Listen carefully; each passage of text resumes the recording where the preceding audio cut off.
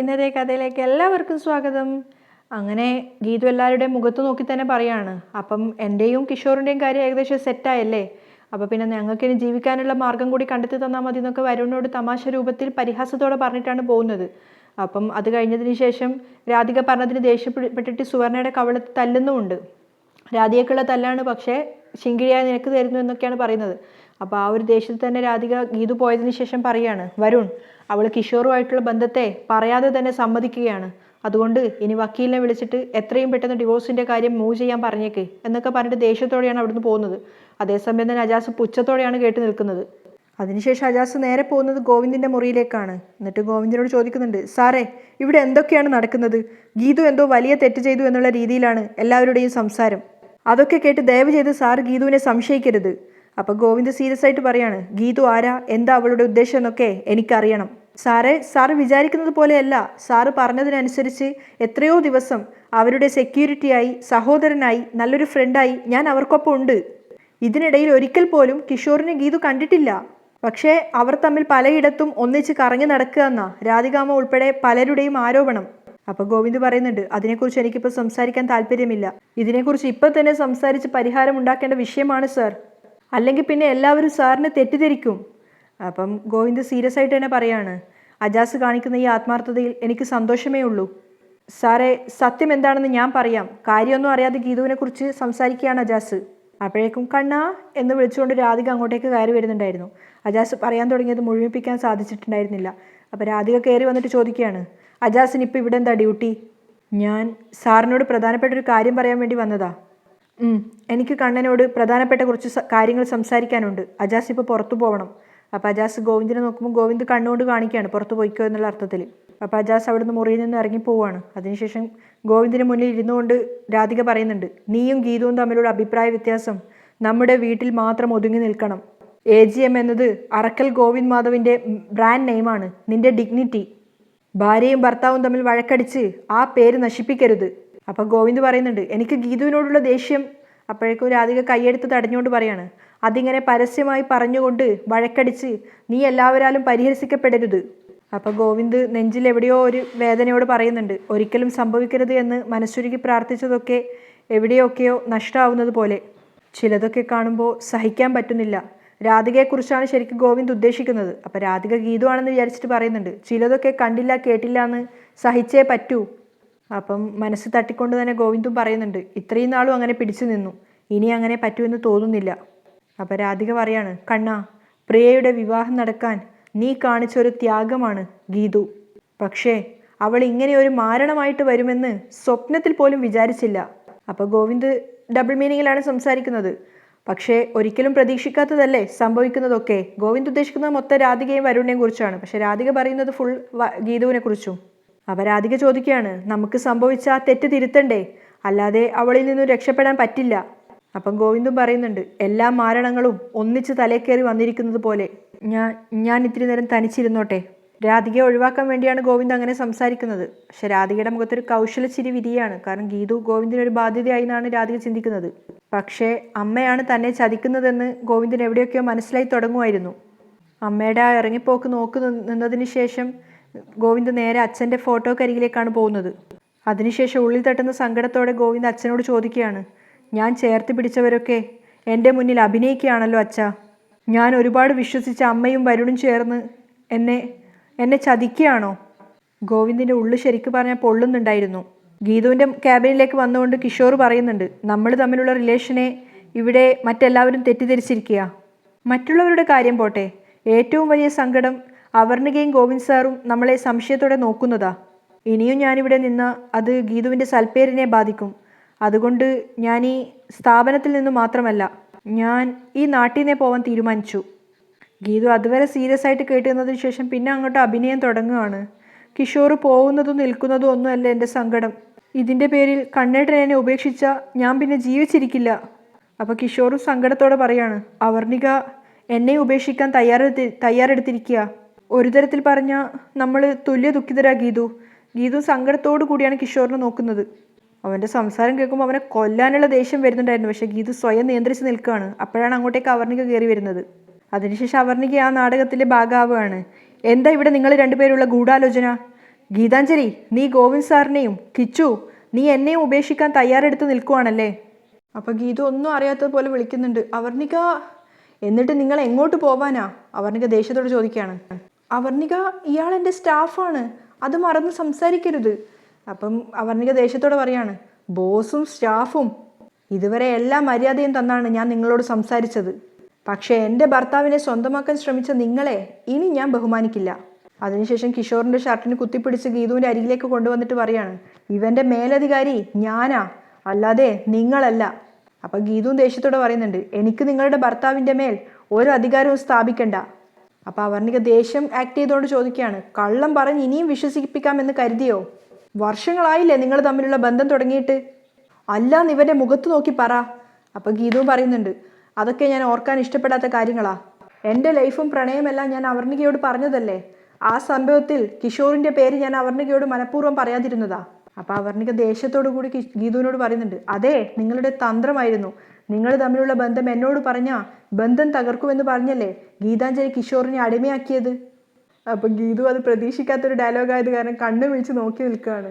അപ്പം അവർണിക കണ്ണുകൊണ്ട് കാണിക്കുന്നുണ്ട് കിച്ചുവിനെ വിശ്വസിപ്പിക്കാൻ വേണ്ടിയിട്ടാണെന്നുള്ള അർത്ഥത്തിൽ. അപ്പം ഗീതു കുറച്ച് നേരത്തെ ആ ഒരു സൈലൻസിന് ശേഷം പറയുന്നുണ്ട്, ഷട്ട് യുവർ ബ്ലഡി എന്നൊക്കെ പറഞ്ഞ് ചൂടാവുകയാണ്. ഇവൻ എൻ്റെ ആരുമല്ല, ഞങ്ങൾ തമ്മിൽ ഒരു ബന്ധവും ഇല്ല, അത് ഉറപ്പിക്കാൻ ശ്രമിക്കരുത് എന്ന് പറഞ്ഞുകൊണ്ട് അവിടെയുള്ള ടേബിളിൻ്റെ മുകളിലുണ്ടായിരുന്ന ഫയലൊക്കെ എടുത്തിട്ട് കിഷോറിൻ്റെ നേരെ വലിച്ചെറിയാണ്. അപ്പോൾ കിഷോർ സ്നേഹത്തോട് വിളിക്കുന്നുണ്ട്, ഗീതു, ഏയ് ഗീതു, പറയുന്ന കേക്ക്, ഗീതു എന്താ നീ കാണിക്കുന്നേ?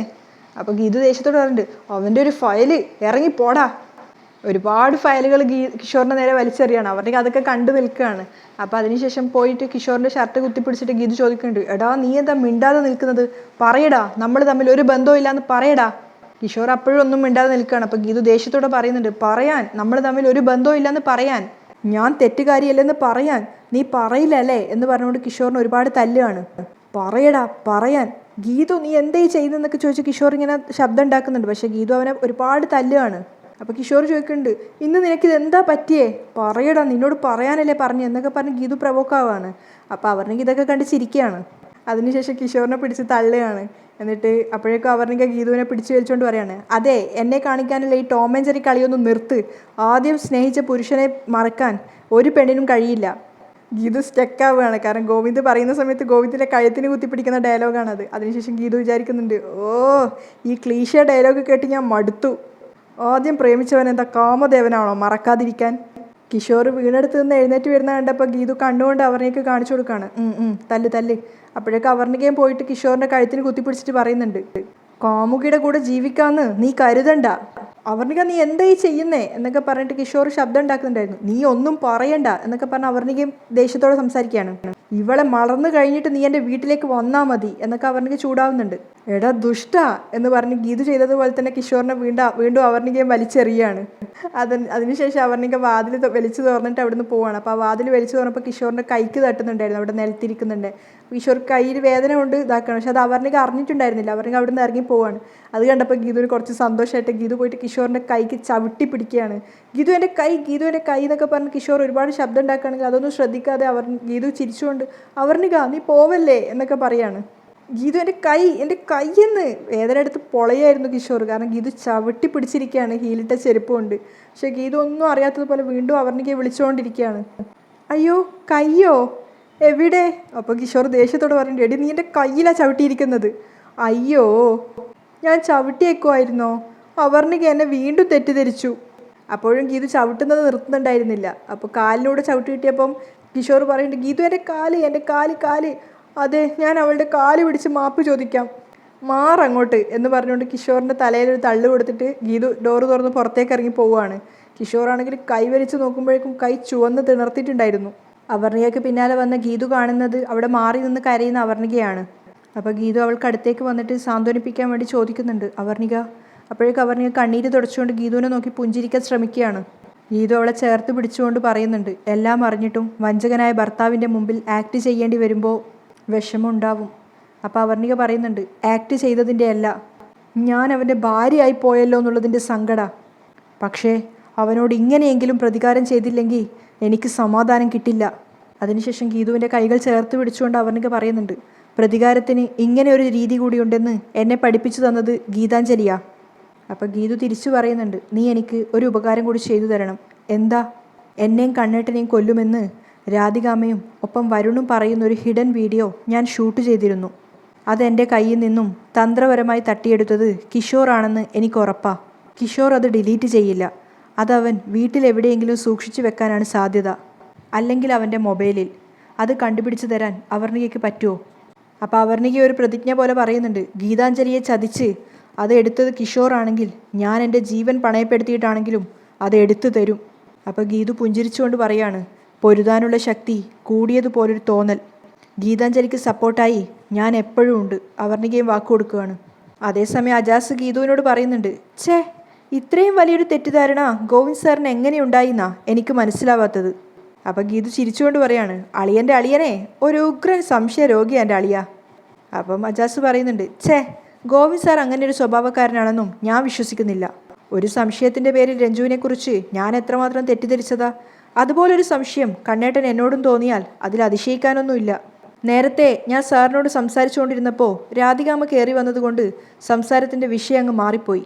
പക്ഷേ എന്തായാലും ഗീതുവിനോട് സാറിന് അങ്ങനെ ഒരു സംശയം ഉണ്ടാവാൻ എന്താ കാരണമെന്ന് ഞാൻ സാറിനോട് ചോദിക്കും. അപ്പോൾ ഗീതു ഇടയിൽ കയറുന്നുണ്ട്, അയ്യോ വേണ്ട, അതിനെക്കുറിച്ചൊന്നും ചോദിക്കേണ്ട. ഞാൻ ചോദിക്കും. എന്നിട്ട് ഇന്ന് തന്നെ പെങ്ങളോടുള്ള എല്ലാ തെറ്റിദ്ധാരണയും മാറ്റുകയും ചെയ്യും. അപ്പോൾ ഗീതു പറയുന്നുണ്ട്, ഇക്കയോടായതുകൊണ്ട് ഞാനിനി ഒന്നും ഒളിച്ചു വെക്കുന്നില്ല. അതെന്താണെന്നറിയാൻ വേണ്ടി അജാസ് ഇങ്ങനെ ക്യൂരിയോസിറ്റിയോടുകൂടി നിൽക്കുമ്പോൾ ചിരിച്ചുകൊണ്ട് ഗീതു പറയാണ്, എനിക്കും കണ്ണേട്ടനിടയിൽ ഒരു തെറ്റിദ്ധാരണയും ഇല്ല. ഞങ്ങൾ രണ്ടുപേരും ചേർന്ന് ഒരു പ്ലാനിങ്ങിൻ്റെ ഭാഗമാണ്. ഇതിലെൻ്റെ എല്ലാ ശത്രുക്കളും വന്ന് കൃത്യമായിട്ട് വീഴും. എന്നിട്ട് സംഭവിച്ച കാര്യങ്ങളൊക്കെ അജാസിനോട് പറഞ്ഞു കൊടുക്കുകയാണ് ഗീതു. മുഴുവൻ കേട്ടതിന് ശേഷം അജാസ് പറയുന്നുണ്ട്, ഗീതുവിനെയും സാറിനെയും തമ്മിൽ തെറ്റിദ്ധരിപ്പിച്ച് നിങ്ങളെ തമ്മിൽ അകറ്റാൻ കിഷോർ ഇത്രയും തരംതാണ പണികൾ കാണിച്ചെങ്കിൽ ആ വൃത്തികെട്ടവനിട്ട് എൻ്റെ വക ഒരു സ്പെഷ്യൽ പണി കൊടുത്തേ പറ്റൂ. അതൊന്നും ഇപ്പോൾ വേണ്ട. അവനും അവനെ മുന്നിൽ നിർത്തി കളിക്കുന്നവരും അവരാണ് ജയിച്ചതെന്ന് അവസാന നിമിഷം വരെ കരുതണം. അവർക്ക് ജയിക്കാനുള്ള എല്ലാ വഴികളും തുറന്നു കൊടുത്ത് ഞാൻ അവർക്കായി ഒരു ഉഗ്രൻ കെണി ഒരുക്കും. അപ്പം അജാസ് പറയുന്നുണ്ട്, പെങ്ങൾ കെണി വെച്ചോ. കിഷോറിനെയും അവൻ്റെ കൂടെയുള്ളവരെയും ജയിച്ചു എന്ന് വിശ്വസിപ്പിച്ച് ഞാൻ എൻ്റെ വക ഒരു സമ്മാനം കൊടുത്തോളാം. നമ്മളിപ്പോൾ ചെമ്പകശ്ശേരിയിലേക്കല്ലേ പോകുന്നത്.